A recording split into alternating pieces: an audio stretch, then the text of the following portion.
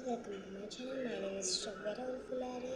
तर मग आता आवाज येतो ते भांड्यांचा. माझी मम्मी आत किचनमध्ये त्याच्यामुळे, आणि इथे टी व्ही लावलेली आहे त्याच्यामुळे.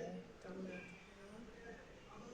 समोर टी व्ही आणि ती टी व्ही सौरव जोशीचं लागलं आहे.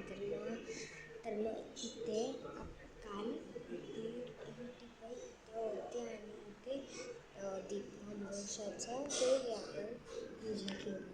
आणि आता नेक्स्ट मंथमध्ये खूप सारे फेस्टिवल्स झाले.